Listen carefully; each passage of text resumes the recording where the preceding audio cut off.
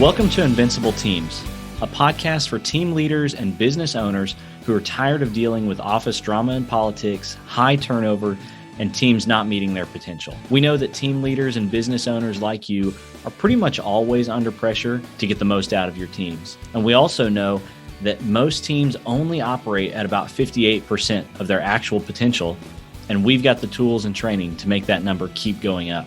We believe that every team should reach their potential, and that if we get intentional, our teams can become invincible.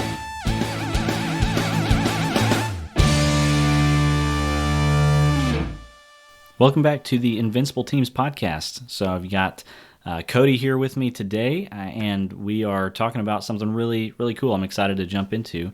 Cody has no idea what we're talking about, which is also exciting for me. But before we get into that, I have a controversial question for you, Here we Cody. go. You know, I think this is going to be released in December. We're recording this a little bit before Thanksgiving. You know, it's the holidays. And so the controversial question is, when does Christmas season start for you? Oh, gosh. When do you allow Christmas music to be played? When does the tree go up? Right? Yeah. How does that work with you? All right. So, quick backstory. So, my parents divorced when I was young. And so, we went to like 7 different Christmases, when I was a kid.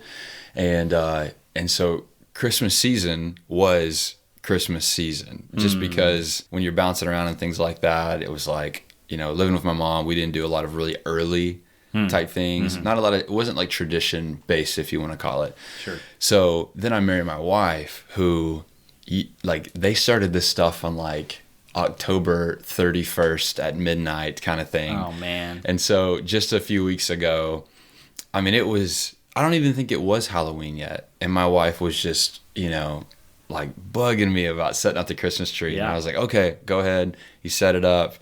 And she texted me, and it was super funny, but it was also very kind of controversial and inappropriate. But she had set up the Christmas tree and wanted it to be festive. Uh-huh. So she threw a white sheet over the Christmas tree to make it look like a ghost. And she put some black eyes. Just think about what else is white that is in the shape of a hood with eye holes, especially with all the things that have been going on. And I was like, babe, we got to rip that down real quick. Yeah, can't. Yeah, that was a no-go. So I was like, okay, let's just pause on, we're trying to make too many things happen here. So anyways, all that to answer your question is, I'm like a good middle of November kind of guy. Okay. So hey, before Thanksgiving. We'll go before Thanksgiving because there are certain things that I enjoy. Like, I'm a big cinnamon fan. Like, I love cinnamon in nearly everything. Yeah. And for some reason, that's like very much associated with Christmas. So the quicker we can get around to, that kind of stuff for my taste buds, I'm for it. Gotcha. So we'll go with mid to late November. See, I'm firmly post Thanksgiving. Okay. Like, day after Thanksgiving is fair game for me. Cool. But I can't, I'm like, I don't want to skip it. But yeah, seriously, I've got friends that I think pre-Halloween we're setting up Christmas trees. I'm like, you people are crazy. I was talking to somebody the other day. They were talking about hanging up Christmas lights. That's one of the things they do in their business, is hang Christmas lights for people. And they have ones that are like year-round lights. And I thought it was funny because I was like, wait, that's a new thing? Like, my dad left Christmas lights up year-round. What are you talking about? Yeah. But yeah, I'm post-Thanksgiving. Let's set up the tree the day after Thanksgiving. I'm good with that, which I know that not everybody is good to roll with that. But like, something to think about. What if we were to create more Thanksgiving type things? Like Ben Rector, I don't know if you listened to him, great artist. Yeah. He actually just released a Thanksgiving song. He said that there weren't enough Thanksgiving songs, so he released one. Yeah. I'm like, okay, if there was good Thanksgiving music, and if there was good Thanksgiving things other than slamming myself with turkey, then I'm all for it, but we're not there yet. Yeah. Well, this is not at all why we're doing this podcast today, but I have one last thought to add to this is I almost think that I prefer Thanksgiving to be a little more subtle than Christmas, right? Because Christmas is great, obviously, but it's also so highly commercialized, right? That's true. And there's like pressure on Christmas to make it something just absolutely amazing. And And plenty of children's holidays are ruined when they don't get what they want, Yes. Yeah. But with Thanksgiving, there's no pressure to like give just the perfect thing, to spend the money, to do, it's just about being together and eating way too much food, which is great. Obviously, that's going to look a little different this year for people, but I don't know. I think when I get asked what my favorite holiday is, I think I'm usually tempted to say Thanksgiving, and I wonder if that would be the same if it were a bigger deal on the level of Christmas. Yeah. I don't know. All right. So anyway. I take it all back. No music. We're just keeping it. We're keeping it subtle. I love it. Good. I've persuaded you. Thanks for joining us today. We actually have some good stuff to get into, and so I want to share something with you guys, and I'll put a link to this in the show notes so you can actually see this as we're talking about it. But there's a tool that I want to share that I share with a lot of different teams that I work with, and Cody hasn't even seen this yet, I don't think. So I'm going to spring this on him and get his thoughts about it. But what it's called is the Support Challenge Matrix. Okay, and really what this tool is, it's a really simple but profound tool from our friends at Giant Worldwide, which is a company that I partner with for a lot of this stuff. And it is a great kind of a lens to understand your leadership or the leadership of people around you, just kind of a culture on a team, right? And so I'm going to bring this up for you, Cody, to look at, and then we'll describe it for people that are listening. So basically what we've got here is 4 boxes, right? It's 2 lines that make kind of a plus symbol, so 4 boxes. One of the lines from left to right is the amount of challenge that a leader gives to their team, right? So on the left, it says low challenge. On the right, it's high challenge. Then the vertical line up and down is the support line, right? So at the bottom is low support, and at the top is high support, right? And so then each of these 4 boxes have a word that kind of describes them, what kind of a culture that it creates on a team. So the bottom left, which is low challenge and low support, we call that an abdicating leader, right? A leader who just isn't super involved, doesn't challenge their people, doesn't like really support them. They're just kind of there, but barely, And what this does is creates a culture of apathy and low expectation on teams. Then if you were to go to the top left box, which is a high support but low challenge kind of team or kind of leader, we call that the protecting leader, right? And what this does creates this culture of entitlement and mistrust, right? It's where people are supported no matter what they do, no matter their performance. They aren't challenged to push the ball, to create more, to get more done. It's just anything's fine, and it's all support, no accountability kind of thing. Then you go to the bottom right, which is low support and high challenge. We have what we call the dominating leader, right? They're very challenging, like they challenge their team a lot. They set very high goals and expectations, but they don't offer much in the way of support, right? They just say, here's your job, do it, right? And so what that does is creates this culture of fear and manipulation where people are afraid to mess up because there's no support there, right? Yeah. And then finally, in the top right corner, we have what's called the liberating leader. This is the high support, high challenge quadrant. And this type of leader, they do bring a lot of challenge, set really good goals for their people, but they also match that with high support, giving their people everything that they need to actually achieve these goals, right? And it's called a liberating leader because it liberates people, it frees people to actually fulfill their potential, right? And that's something that we talk about in the intro and outro of this podcast is teams meeting their potential. And so if they're going to do that, they need to be in cultures. They need to have leaders who are liberating leaders who create this culture of empowerment and opportunity for their people. So before we dive into particulars on this, Cody, give me your just initial reaction to seeing this tool. First of all, I love this. This is really cool. The thing that kind of going backwards is when you talk about this liberating leader, it makes me think about something I heard, and it was very much from a faith kind of based perspective, but I'll flip it to how it applies to this. Is a test from a good leader is an opportunity.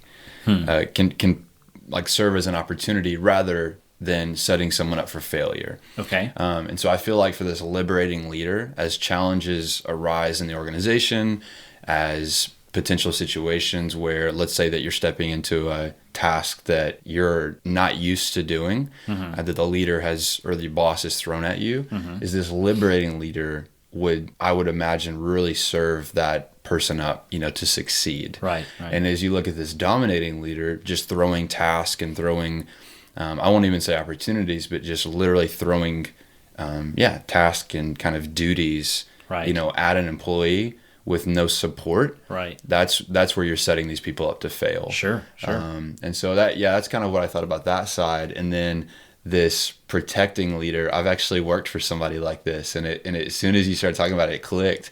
But I worked for a sporting goods store, and I had this boss. I mean, I would show up late week after week after week, and he was just kind of like, yeah, it's fine. Just, hey, don't let it happen again. But it did happen again. Right. And I left my time from that store, like, not proud of myself, but here's the thing is, like, I was a young 19-year-old kid. I didn't know any better. Well, I mean, maybe I did, but I'm saying, like, that lack of accountability. Yeah.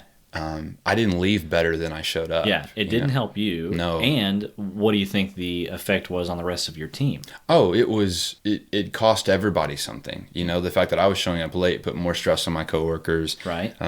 It showed them that, well, if Cody can do it, then I can do it. And then, I think it cost my boss, like, respect, because people would look at him and be like, well, he doesn't really care. Yeah. So why should I care? He doesn't want to show up on time and doesn't care if I show up on time. So, I mean, there were literally days where, like, we show up and the store is not ready to go at opening time. Yeah. And then it has a negative impact on our customers and their, experience with us. And so, but then this, what you say, like, abdicating, is that how you say that? Yeah. Abdicate? Yeah, abdicating leader.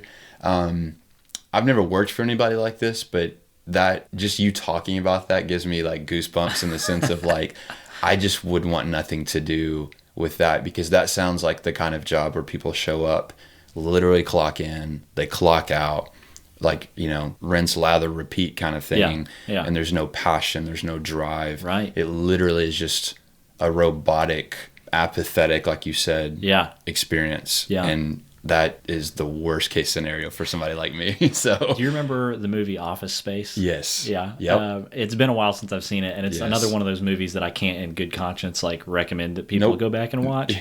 But I do remember enough to say that I think there was a lot of probably this abdication, right? Just that going in, like you said, clocking in, sitting and staring at the gray side of a cubicle, right? Did you read the TPS report, right? And it's just the same thing over and over again. Yes. Like you said, no passion, nothing really gets done. Yes. And it's just, like, stagnant. Yeah. And I think people need more than that, right? To feel like what they're doing is valuable, like they have purpose in their work. Yep. And so an abdicating leader definitely doesn't create an environment where people feel like their work is valuable. I think I could speak to one of your love languages here, that if Stanley on The Office was the general manager or the regional manager, I feel like that's probably what that could have looked like. It could, I would say he probably goes between abdicate and dominate. Yes. He has his dominate moments. He does. But the whole, it's 5 o'clock, like, we're going home kind of thing, Yeah. But anyways. Oh, man. Dude, so this is great. This is so good. Yeah. So, when we talk through this, and I talk through it with different leaders and teams and stuff, one of the exercises that we'll talk about is finding out where you are, right, in your leadership on this. Now, reality is that we all probably bounce around on this little matrix, multiple times a day even, right? Yeah. Oh, yeah. But if you were looking at this and were to rate yourself or plot yourself somewhere on this, where do you think you fall more often than not? Obviously, everybody wants to be a liberator. For sure. But let's say this, when you are not, where are you more likely to find yourself? I'm absolutely in the dominate category. Really? Oh, okay. Yeah. Oh, yeah, without a doubt. So I don't know if I've shared this on this podcast before, but I think this is something that's life-giving for leaders and is a really healthy just kind of self-evaluation. But one of the hardest things that I was ever told, like, as a leader, we had just stepped into launching our first nonprofit, like with my team that used to be a band and then evolved into a nonprofit team over time. We're talking about people I had led with for at that time, like 7-8 years. Like they were friends, they were teammates, they were partners, and we started this, and I stepped into my first kind of executive director role. And we were at a staff meeting one day, and after the staff meeting, one of my team members pulled me aside and said, Cody, you speak with periods at the end of every statement. Like you make declaratives with everything that you say. Yeah. There's no room for conversation. There's no, kind of open-handedness to your ideas. Like it is what it is, and that's the way it's going to be. Yeah. And for somebody like me who's very, like, I have a desire to be inclusive, very people-oriented, that was a dagger to my heart. And so this whole culture of fear and manipulation, I don't feel like I create a culture of fear. I just see that low support bar in the fact that I set big challenges. And for the people who are, Enneagram fans or scholars or whatever that listen to this podcast, is that, being a 7 who's very vision and future-oriented, Yeah. I just want to keep the ball rolling. I just want to keep looking down the field and saying, hey, that's where we're headed. And so there's a lot of challenge. But then when people don't follow suit in that, then I have a hard time supporting that. Yeah. There's a lack of grace, in that. And so, yeah, on my, we'll go like average to unhealthy days. Yeah. Dominating leader. Dominate. Yeah, absolutely. That's really interesting, especially when you bring in the 7-ness of it. And I think what will end up happening is we're going to do more episodes specifically geared towards Enneagram types on this tool. But just to dip our toes in that for a second, I do think it's interesting because when you're talking about a 7, yeah, you're dead on vision, like future oriented, big dreams, right? Yep. And so what I would guess happens with a lot of 7s is that they probably don't offer a ton of support, but it's not in a malicious way like other numbers might be. It's more of just this over positive dreaming about what the future could be and don't have time or focus to dabble in the details. And so people end up being unsupported even though it's not intentional from you being that way. Is that accurate? Oh, spot on. Spot on. For example, like my wife is a 6. And we work together. And when I get into dream mode, one of the things that we've had to work through is that it's not that she can't dream with me. It's just the fact that when I jump from one dream to the next, and I haven't left any room for her to ask any questions as to like, how is that actually going to happen? Or what if this happens, And so in the context of, one of the things that I get to do with my job is basically recruit seasonal teams for our camp seasons. And when you're talking about, 20 to 25 college students from all different places and backgrounds, is that, yes, I, in every way, want to create a culture of empowerment and opportunity. I want them to leave better than they arrived, working with me. But sadly, if the expectation and the challenge is way too hard and too high, and I'm not offering support, because people are stepping into jobs that they've never done before, like you take a kid from Orange County, California, and throw him up on a zip line and say, hey dude, like you're about to catch potentially a 200-pound junior high kid coming in at 20 miles an hour. Somebody's going to drop the ball at some point. And so, so to be challenging, yes, and to push people beyond what they think they're capable of, but at the same time doing that with an insane amount of support and grace. And like I just think about coach, like being a coach.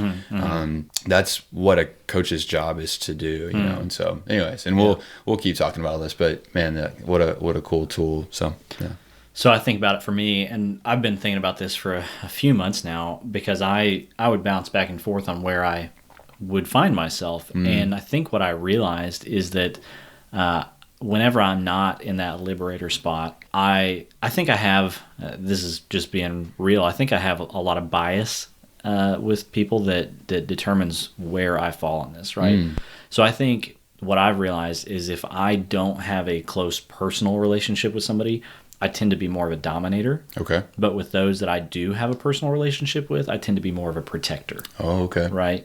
So, and actually we'll dive more into that specific thing in just a minute. But when I think about different teams that I've worked on, if I'm not close with the person, then, just to go back to Enneagram world for a second, as a 1, here are the expectations. Yep. Here are the rules. Do your job. Right. And that is a high challenge, low support kind of thing. Right. And it's like this, almost this cold, hard expectations, right? Here's what you're supposed to be doing. You shouldn't need any more support. Yeah. Right. Yeah. But I notice with people that I do have, just call it a soft spot for even, I have this protector mentality where I break my own rules, right? And it's hypocritical. I'll admit that. But it's like, okay, I can see where they're coming from, which is not a bad thing, but I don't always extend that same thing to everybody else. And so I think I fluctuate between those two when I'm, like you said, on average to unhealthy days, which I think is a great way to put it. So that's just kind of an insight I've had about myself and my own leadership. Yeah. Does that you just sense? Triggered so many things in me, because I wasn't even thinking about it from that, place. Yeah. And let me jump into this next part. Okay. I think that I think it's going to go perfectly with what you're saying right here. And so if you take this tool and start to go outside of just the team that maybe you're thinking about, right? And think about it in other parts of life. We get into what is called 5 circles of influence, and we'll probably do a full podcast on this on another time. But basically, if you were to import that tool onto this one, which for those watching or not watching, listening, it's basically a bullseye that we're looking at right now that has these 5 different rings. The middle one is self, then it's family, team, organization, and community. Right, and the idea here is that each one of these you have to exert leadership, intentional leadership in, and if you don't, the system crumbles. And so you start at the middle with self, right? And so when you think about support challenge, where do you normally fall on self-leadership? Do you liberate yourself? Are you a dominator towards yourself? Are you a protector, abdicator towards yourself? Wow. Right? Yeah. And once you answer that, then let's go to the next ring, which is family. How do you normally lead with family? Do you dominate? Do you protect? Right? Do you liberate, abdicate?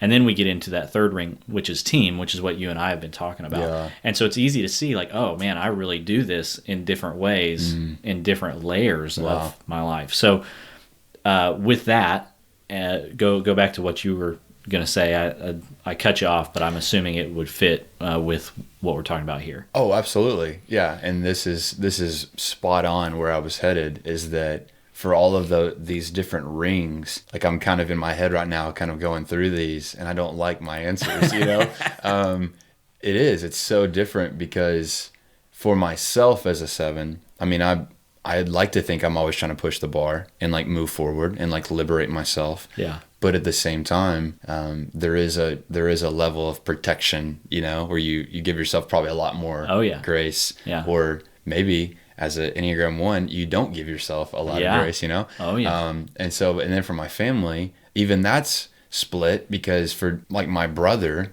I've probably been a dominator in a lot of ways for my little brother, Not just on the basketball court. Not just on the basketball court, but as we've gotten older, there is this, I would like to think, liberation that's happened in our relationship as we've grown and become, like young men together. And then for certain family members, I'll just go ahead and say this, you kind of have that attitude of like, they'll never change. So why would I even try? And I know that there's certain people that I have worked with and have had, relationships with professionally that I've had that attitude towards.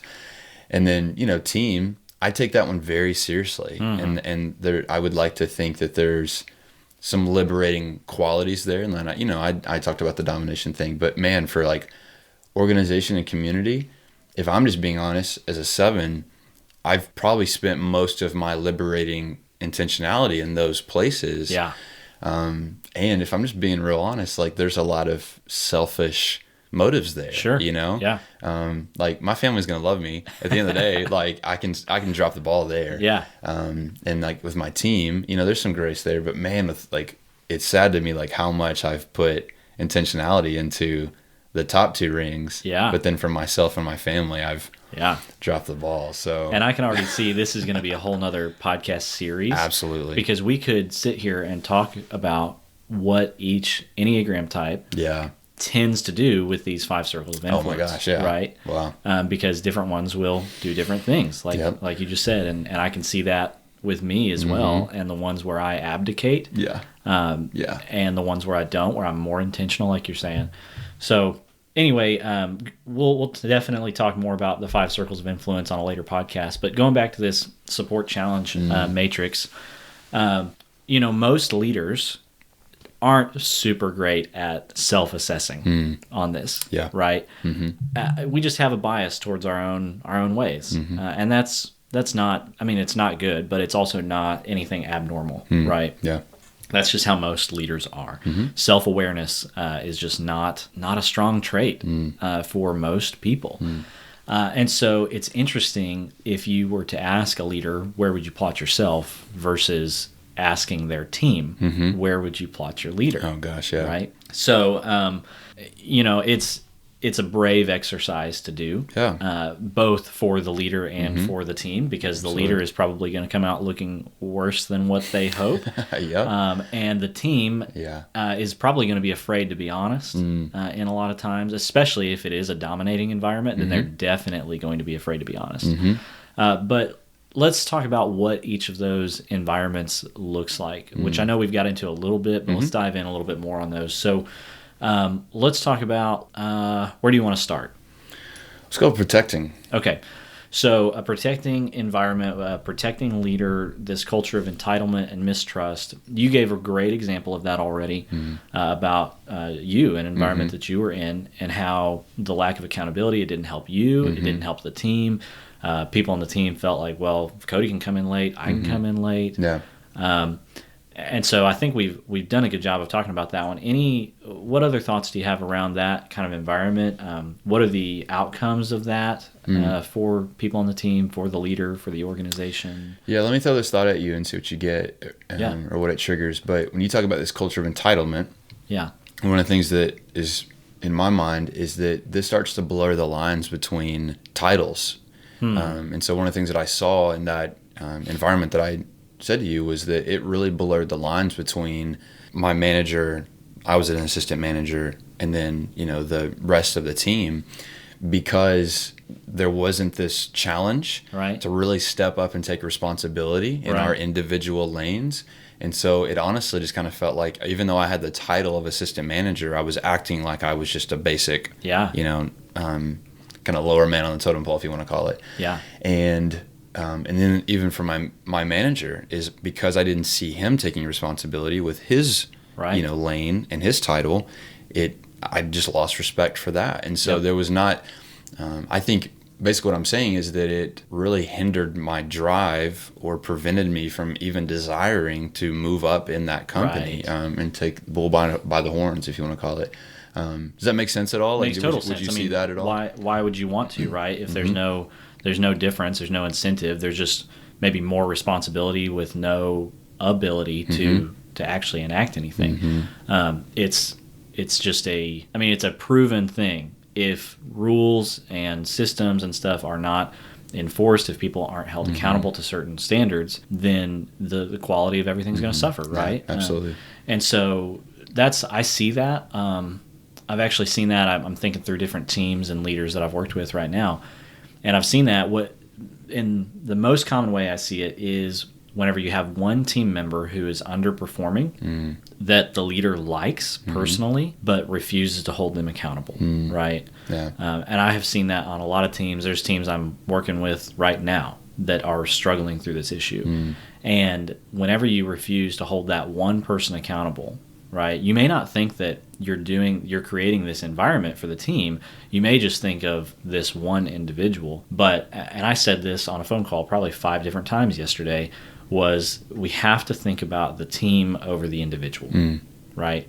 And while you may be trying to love on this individual, what you're actually doing is hurting the team because they're seeing the standards lowered.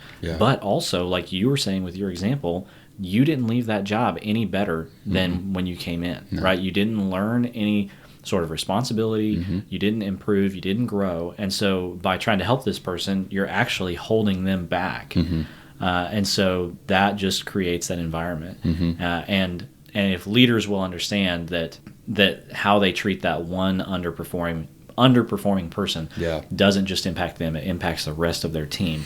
That can be a game changer for teams. Yeah, absolutely. Yeah, you're triggering so many like Enneagram type thoughts in my head. But I'll just say this, is that you then kind of get into what you could call like resource management or energy management, where if you're, like you said, you're pouring so much time and energy into this one person, and it's keeping you from being the leader that you need to be to the rest of this team. That's where this self-evaluation has to come into play. Because I just go ahead and tell you, if you're a leader and you're kind of thinking like, hey, that might be me, more than likely you have other team members that are feeling that resentment towards you. So your team's aware of it. Oh, they're for sure. absolutely. And I just feel like that would create such a divisive environment where people are coming in with just a lot of frustration, and then probably even leads to them underperforming because of that situation. And so, so let me just ask you this: what's maybe like a practical step to step out of that protective environment and lead to a more liberating type? So this is actually going to be a really similar answer for all three of these: protect, abdicate, dominate. Right? But if you find yourself in that position, I don't think that it's wrong. I think this is actually what you need to do. You need to own it, right? And admit to this, and even potentially admit to your team or whoever's involved with it, whoever it might have affected. Say, hey, I've realized that I have not been challenging everybody enough, right? And because of that, some people are getting by with lesser quality work, and there's a lot of you that are doing great quality work, and you feel like that's not valued here. And I just need to say that that's not true, and I'm sorry, right? So what I'm going to be doing is I'm going to be bringing more challenge than I have previously. You're going to notice a difference. And the reason I'm going to do that is because I believe that we have the potential on this team to meet that challenge, right? And because I want to honor the people who are already working to that level, even though I haven't been challenging them enough to do that, right? So in that, you are both honoring the people who have been working hard and have been living up to a challenge that you may not have even been giving, but you're also kind of putting everybody else on alert. Hey, I didn't do this right. Well, you're taking responsibility for it, but you're also letting them know, here's what's coming, right? And so I think, a lot of times what happens is when people have this underperforming team member or whatever that they've been protecting, eventually the fuse runs out on that, and they think that I've got to fire this person. When, maybe that's what needs to happen, but maybe it's just been that their leadership hasn't been challenging enough for that person. And so I have had times recently where I have coached some leaders to be like, well, before you actually sever ties with this person, before you make a decision that's as big as firing someone, let's raise the bar on challenge and see if they're willing to meet it.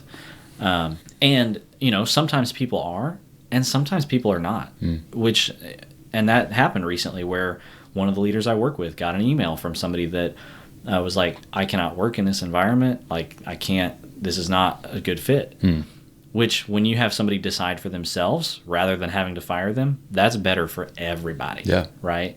You can mutually part ways, and it's just not a good fit, which is better for them. They can go find something that's a better fit, and it's better for your team. That team that I'm referring to right now, they have had a remarkable increase in just their teamwork, morale, everything, the next day after that person resigned. Because it was just not the right fit. And so, I think to go back and answer your question, own it, right? Call it out. Honor the people that have been working hard anyway. Put everybody else on notice that you're going to be raising the level of challenge. And then do that. Raise the challenge, right? You basically just gave me what I'm going to have to do when we get back from our Thanksgiving trip. So thank you for that. Cool. I'll send you the bill. Well, cool. Let's bump down to abdicate. What does that look like on a day-to-day? Well, this one's tough. It's abdicating leader is the low challenge, low support, right? It's that clock in, clock out that we talked about, where nobody really cares, and it just creates this environment where nobody's excited, nobody's passionate, nobody's driven. You're not going to achieve great things because no one cares, right?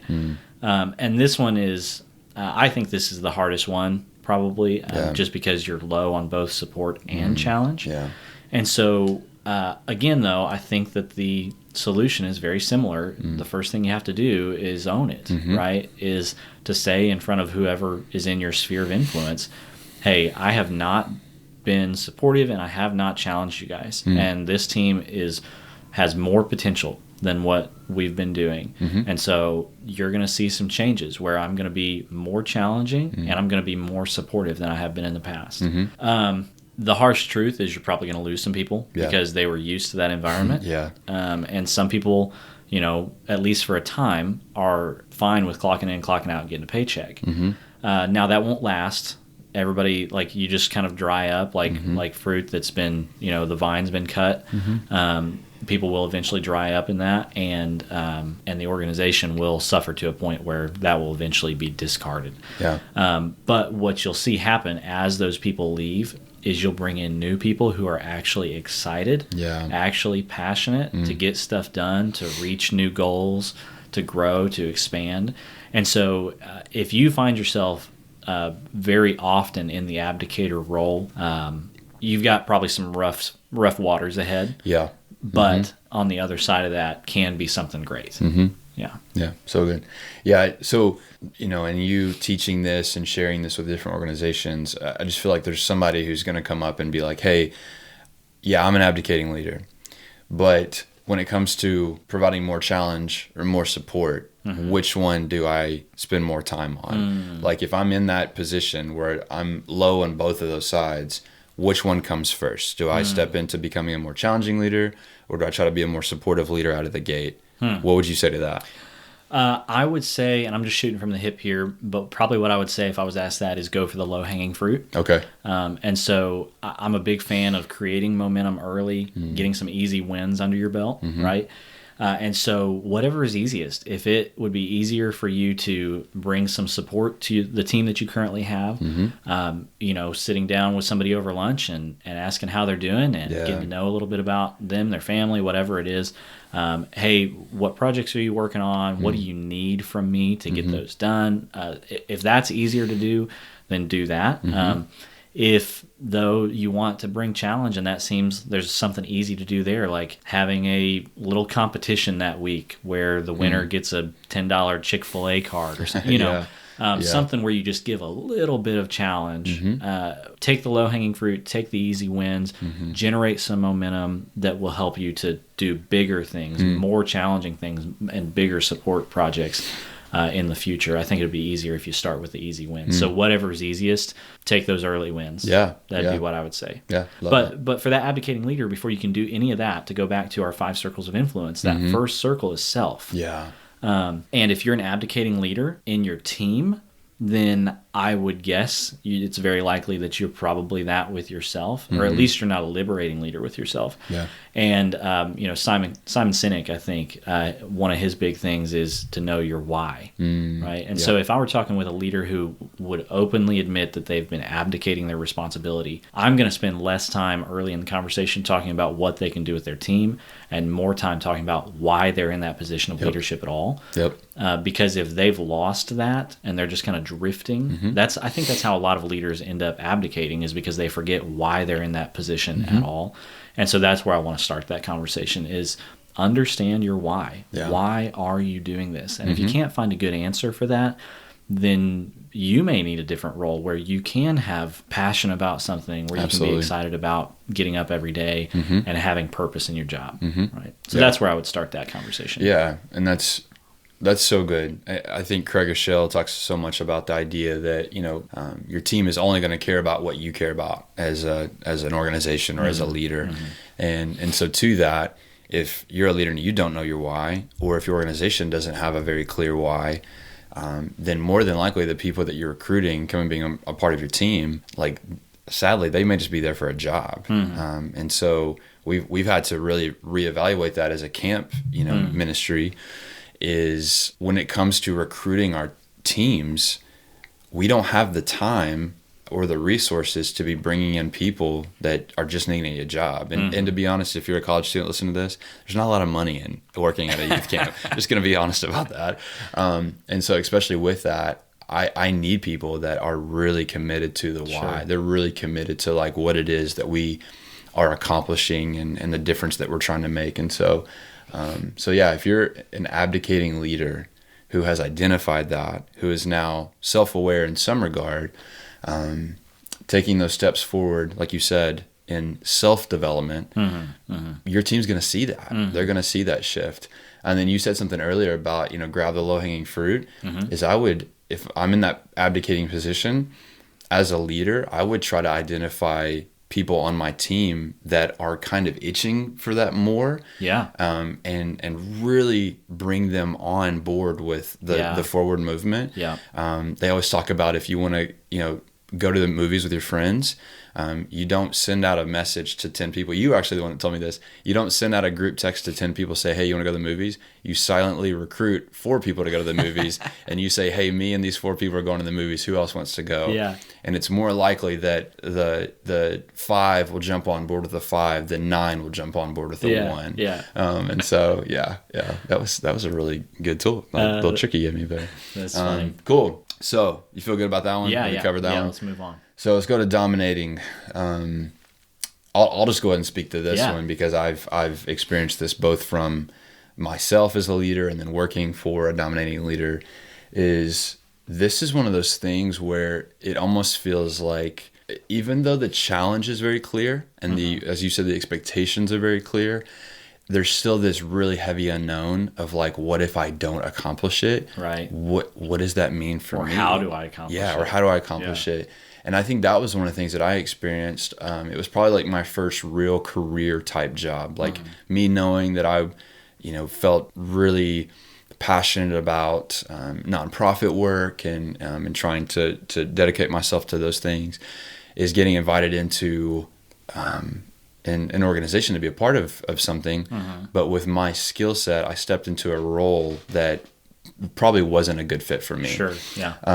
And the challenge was clear, the expectations were clear, even the day-to-day was kind of laid out for me. Yeah. But in terms of the support of how to take my skill set and kind of shift it into what needed to happen, to accomplish those things, that wasn't there. Yeah. And it was kind of debilitating in a way, because I would show up and I could very clearly see what was ahead of me in terms of, if I accomplish this is what it should look like.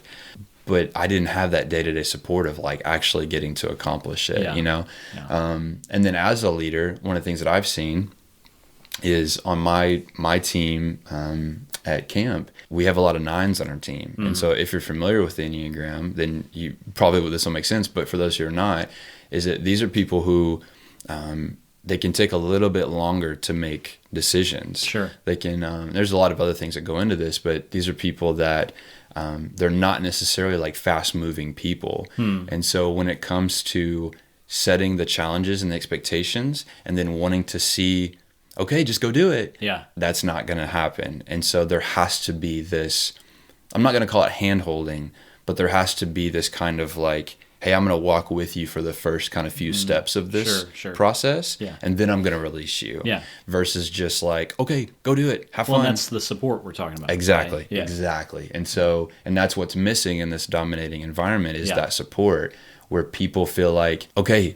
like my leader asked me to do this, so I think they think that I'm capable of it, but they're not there with me in that process. And so I think just by coming alongside people in those first few kind of maybe steps or the early stages of the process, man, you want to talk about like a quick shift. But here's the deal: if you're a dominating leader, I'm just going to go and go on a limb and say that you're probably a really driven person. Yeah, most of the time. Most of the time, a really driven person. Absolutely. And so this is going to slow you down a little bit in the way that I feel like a dominating leader would feel like. That's how I felt. I've had to slow down. I've had to take a few steps back into, if I had a day where I've mapped out all these different things and bouncing meeting from meeting to meeting, what if I kind of eliminated or opened up some time in between those meetings? So when I've laid something out, giving time for people on my team to be like, hey, I get this, but like, what does this look like? And so those are just things that I've had to set aside for myself. Yeah. But thoughts there? Yeah, a few thoughts. So you're talking about the leader, a dominating leader, a lot of times being very driven.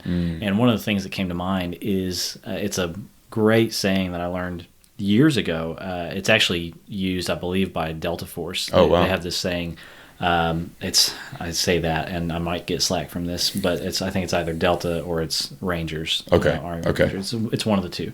But the saying is, slow is smooth and smooth is fast. Right? It's that idea you were saying of, crap, this is going to slow down this driven leader. But the reality is, if you go so fast that you're reckless or careless, and you eventually, quote unquote, wreck or crash, then whatever speed that you had at the beginning, you're still going to lose out because you crash, right? Yep. Whereas the saying is, slow is smooth and smooth is fast. It's that, age-old kid story, tortoise and the hare, slow and steady wins the race, right? And so what I'm not saying is that if you're a driven leader, you need to chill out and not be so driven, but you can actually reach more of your goals in the long term by, just taking your foot off the gas every now and then and adding a little bit more support so that people are actually able to live up to the challenge that you naturally give, right? Slow is smooth and smooth is fast. I think it's an incredible lesson for very driven leaders. That's cool. So yeah, I think that, I think, obviously this dominating leader, high challenge, low support, it's just easy. I think it's such a default for a lot of people in leadership in general, because a lot of times this quality, I think, gets you into leadership, right? You are able to drive people. And so I think this is a very prominent one for a lot of team leaders is to be dominators, especially in the for-profit world, right? Maybe the nonprofit, ministry, all those kinds of jobs might, I would guess, skew more towards the protector side of things. Yeah, I can see that. But the for-profit, big business, probably goes more towards the dominator, I would assume. Yeah. And yeah, so I just think a lot of people find themselves there in that space. So. I don't know if you ever use this language, but what this makes me think about, I don't remember who used this in their book, but this seems like, the dominating leader versus a liberating leader is almost what it clicks in me is the manager versus the leader. Yeah. Is someone stepping into management where it's like, hey, we got stuff to do, we got tasks to accomplish, let's get it done. Yeah. They're obviously going to set out tasks and they're going to, create the delegation and things like that, to make sure we get stuff done. But in terms of supporting the people and really like lifting them beyond what they're capable of, that's a leader. That's that evolution into leadership. Agree. And so, So last thing on the dominate one, then we can move on. But it did also make me think that I think it would be important to say here that different industries over different times have probably different needs as far as support challenge, right? So if you think about, manufacturing America, right? Just the age, the industrial age, factories, supply lines, things like that. The job is pretty clear, right? And if you are managing or leading a team of people who sit on a conveyor belt and just add, pieces to widgets, over and over and over and over again, right? I would say that could naturally be a dominating environment, even if you are not a dominating leader, right? Just because, again, it's very clear what the expectations are. It doesn't matter if you like it or not. This is what your job is, right? And so I think in those environments, it's important for the longevity and health of your team to bring a little extra support. Again, even if you yourself are not a dominating leader, because the environment might be more of a dominating environment, making sure that these people are very aware of why they're doing what they're doing, why they sit on this assembly line day after day and put this piece over and over again onto this thing. Because otherwise people will get burned out on that. They will get drained. They will lose focus, right? And so helping people to understand why what they're doing is so important is a form of support. Now, there are other industries where probably it skews more towards a protective environment, even if you are not a protective leader. And so you just naturally have to bring more challenge to that environment for the team to be healthy and to thrive. So it's good. Anyway, just wanted to say that because I'm sure there's some people listening. It's like, this doesn't apply to my industry at all. we don't require this. Like, but I think that this can fit just about anywhere. It may just apply slightly differently in different industries. So anyway, let's round this out. We're going to close out this podcast talking about the liberating leader, the liberating environment. Give me your thoughts on that one. I want to work in that environment, I want to lead in that way. Like what you just described, the conveyor belt, type thing, is that I think that even for people who are not literally standing at an assembly line, sometimes feel that way. You got people that are showing up to a job that maybe at once upon a time they thought was their dream job environment. And just because, like, with any job, there are elements of it that are just not fun. Like, sorry, that's, hate to burst your bubble, but and I think what happens sometimes is that the apathy towards those things slowly starts to trickle out into other stuff as they lose the perspective of the why, or they lose that connection with their leader where they feel supported and challenged and really like lifting the ceiling. We talked about that of a lot, is that we as leaders want to lift the ceiling of what our teams are capable of, and individually what people are capable of. And so, man, to walk into a liberating environment day after day, where I show up to work knowing that my leader believes in me, supports me, is going to be there when I screw up, not to rain down fire, but yes, to challenge me, to say like, hey, we can't have this. I communicate an expectation. Right. You're underperforming. Right. But hey, I want to support you to make sure that you show up in the ways that I need you to, and the ways that I want you to want to. What is it that Craig says all the time is that like real leadership is getting people to do what you want them to do because they want to do it. I think it's something, I'm probably botching it, but that idea of like, if somebody comes to work for an organization and there is obviously something within their lane that they need to get done, getting to a place where they are truly passionate about seeing that accomplished for the bigger picture, rather than feeling like just a tool in somebody's assembly line. And so a lot of weird thoughts there, but hopefully that makes sense. Is that for people to show up to a job and to be under a liberating leader to where they feel that opportunity, like they feel like, hey, there's more to this. I'm not capped here, that each day there are the real opportunities for me to contribute to our organization or to our team, and then to feel empowered in that, to feel like I play more than, or I contribute more than just what my individual lane tells me that I am allowed to contribute, if you want to call it that. So high support, high challenge. I think it's the goal for all of us, as leaders. Like we want to provide that for our teams. The self-awareness piece is huge. And like, we'll talk about this later, as you said, but man, those like 5 layers. Would you call that one more time? The 5 circles of influence. 5 circles of influence. Is that I think for, a liberating leader, this has to trickle into each of those 5 layers of influence. And we'll talk about that, but I just think as we're all trying to get there, that's just something that we kind of have to put a pin on. And so, I think for me, like you've already in this conversation, like I've got stuff when I get back to California in a few weeks. There are things that I've got to, confess to my team. I've got to be open about. Then I think, honestly, I've just got to become more of a supportive leader. I think the challenge is clear for me, but there's definitely layers of support I've got to add. So. Well, and I think that's, if you want to know if the environment of your team is a liberating environment where people are freed up, empowered to reach the potential that they have, then you have to ask the questions. Do they know what they're supposed to be doing? And do they have what they need to do it?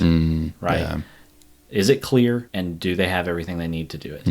And is it an environment where people can actually improve upon things, right? Not only do what's expected, but potentially do better than what's expected. In a dominating environment, you can't make a suggestion, hey, what if we did this differently? Or, because you get shot down like that. In a protective environment, no one cares to, because there's not a challenge to do that, right?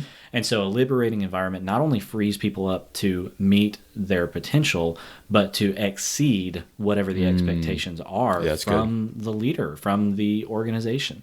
And those are the types of teams, organizations, companies that are really making waves out there because they're not settling for a status quo. They're not underperforming. They are overperforming. Yeah. And you can't overperform if you're not in a liberating environment with a liberating leader, right? So any last thoughts on any of this today before we close up? No, man. It's good stuff. Yeah.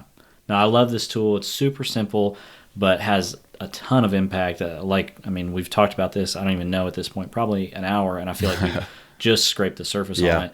I'm excited to get into deeper conversations about this, about the circles of influence, and how different types of people interact with those, and maybe natural strengths and weaknesses of different leaders. And really excited to get into that conversation. I think it's going to carry us for a while on this podcast, honestly, and probably really good, beneficial, helpful information to people that listen. So thanks for listening to the podcast today. We would love it if you would share this with people that you know that might like it, people that are in leadership position, team leaders, business owners that you know that you think this would be helpful for.